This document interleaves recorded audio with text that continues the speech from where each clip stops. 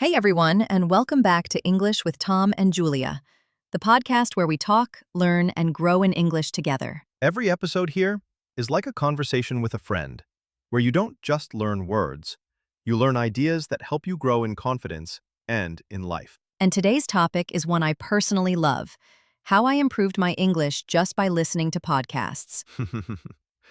Yep, Julia's the perfect person for this one, because her English journey actually started not in a classroom, but with a pair of cheap earphones and a bus ride to school. Hahaha, that's true. And trust me, if podcasts help me become fluent, they can help you too. So let's start with the big question. Why do podcasts work so well for learning English? You know, Tom, I think it's because podcasts make English feel alive. You're not reading words on a page.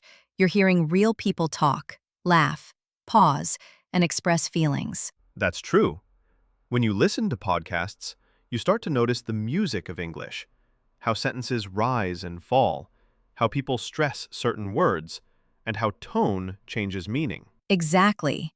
And that's something textbooks can never teach. In real life, people don't speak like grammar exercises. They mix ideas, they interrupt, they tell stories. Podcasts capture that rhythm perfectly. It's like having a window into real English conversations, without the pressure of having to respond right away. Hahaha. Yes, that's what I loved most. You can listen comfortably. There's no teacher waiting for your answer, no fear of being judged. Just your ears, your thoughts, and the voices guiding you. I also think it's powerful because you can control your pace. You can pause, rewind, slow it down, or listen again when you want. Right. And over time, you start catching things you didn't notice before. Maybe the first time, you only understand the main idea, but the second or third time, you suddenly recognize idioms, jokes, or expressions. It's like layers of understanding building up naturally. Totally.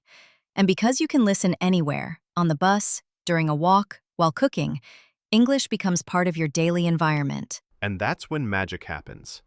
You stop thinking, I'm learning English. Instead, you start living in English. That's so true.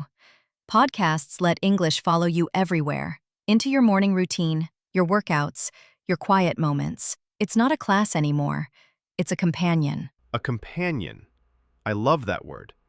Because that's what this channel hopes to be for our listeners, too. Hahaha, exactly. A small voice in your ear reminding you, you can learn, you can grow, and you're not alone. So tell us, Julia, how did it all start? Okay, so picture this.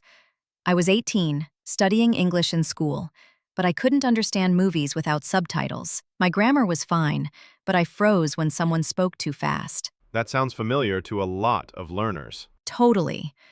Then one day, a friend told me, "Hey, you should listen to this podcast. It's called The English We Speak." I didn't even know what a podcast was back then. Ah, classic BBC. Yep. I started listening while taking the bus every morning, just 10 minutes a day. At first, I understood maybe 30%, but I kept going. Consistency. That's the magic word. Exactly. And after a few months, something crazy happened. I started thinking in English.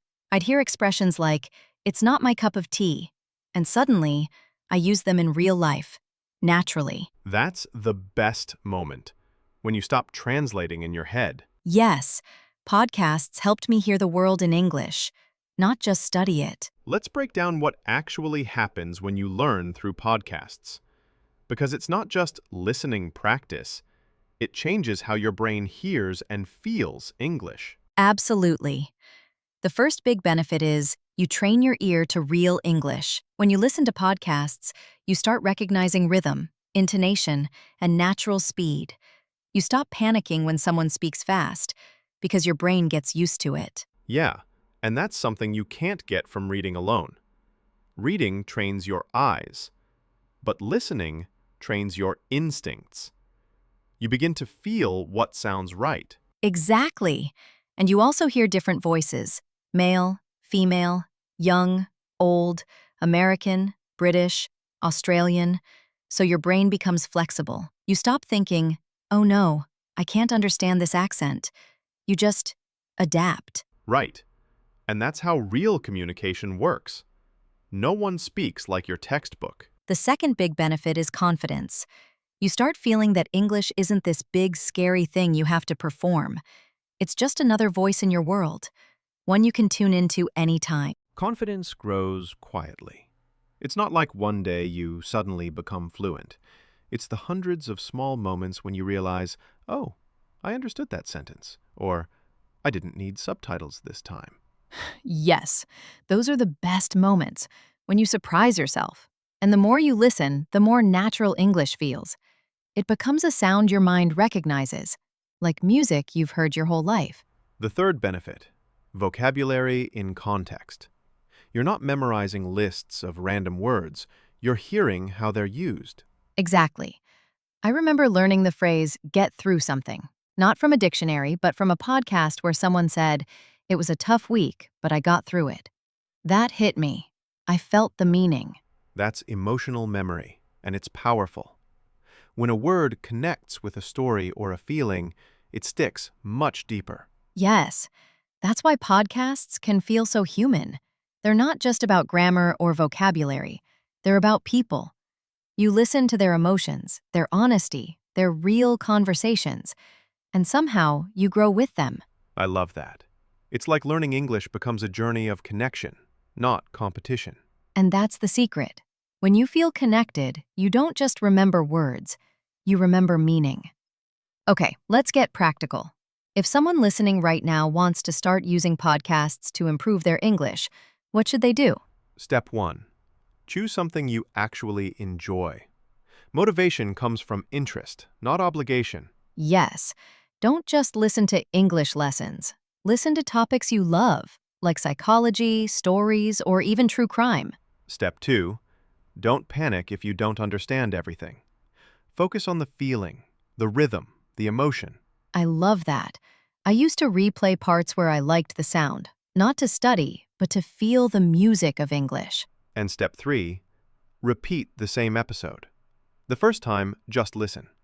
The second time, catch new words. The third time, try to shadow or repeat phrases. That's how you make listening active learning. And it's fun, like joining the conversation. You know, Julia, your story reminds me of something powerful.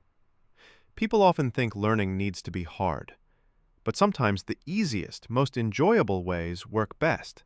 Absolutely. I think the key is fall in love with the process.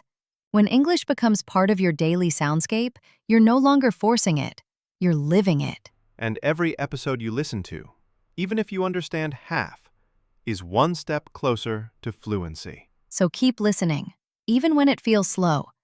Because one day you'll realize you didn't just learn English, you became English in the way you think, speak, and understand. If today's episode inspired you to open your favorite podcast app and start listening, that's your first step. And hey, if you liked this episode, we'd really appreciate your support. Give us a like and hit that subscribe button. It truly helps us keep creating new episodes for you. And if you know a friend learning English, share this podcast with them.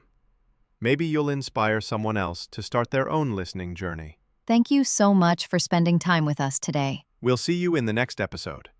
But until then, Keep listening, keep learning, and keep growing. this is English with Tom and Julia, signing off.